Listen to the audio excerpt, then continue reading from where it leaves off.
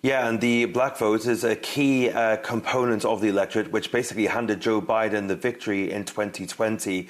This new polling from the New York Times Siena College that we can bring up for you is slightly alarming if you're Kamala Harris. 78% of black voters polled said that they would be voting for Kamala Harris, but 15% said that they would be voting for Donald Trump. Now, that might not seem like a lot, but no Republican candidate in history has gone over 10%. So a 15% jump would be massive. And as you can see, the vote in 2020 went 92% to Joe Biden, with just 8 heading Donald Trump's way. So roughly doubling his inroads there with the black community. Now, that is because a lot of black voters in particular feel like the Democrats have underperformed in terms of what they've promised to give the black community. They basically feel like they've been the backbone of this Democratic coalition, and that the campaign promises have failed to materialize. These groups are going to be especially key in swing states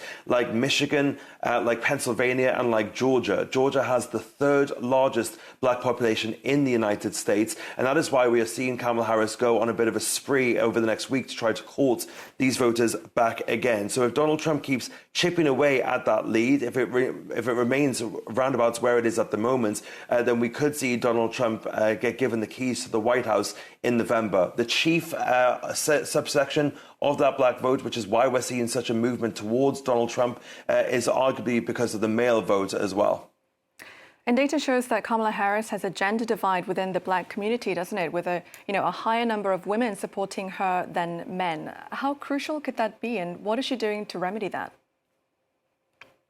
Yeah, well, as I said, that male section of the black vote is what is becoming more conservative. The data shows that they are moving more conservative in the younger section of the population, which is a flip from what you normally see. So that same poll from the New York Times that we can bring up for you says 83% of women who are black voters are going to be voting for Kamala Harris, if this poll is to be believed. 12% of those voting for Trump, and then 5% saying they don't know. But look at that figure with men. 70% for Harris, but 20% voting for Donald Trump, and then double the amount of men don't know whether they are going to vote for Kamala Harris or Donald Trump. So there is still a bit of indecisiveness there. So this section of the black youth in particular is what really they're trying to focus on now.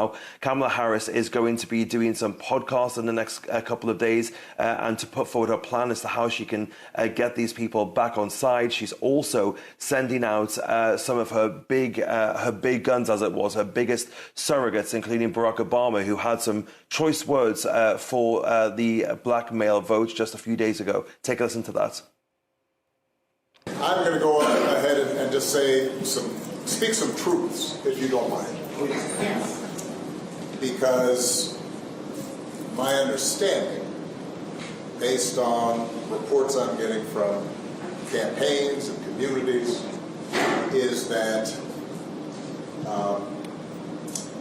we have not yet seen the same kinds of energy and turnout in all quarters of our neighborhoods and communities as we saw when I was running.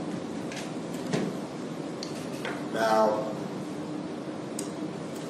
I also want to say that seems to be more pronounced with the brothers. And you're coming up with all kinds of reasons and excuses.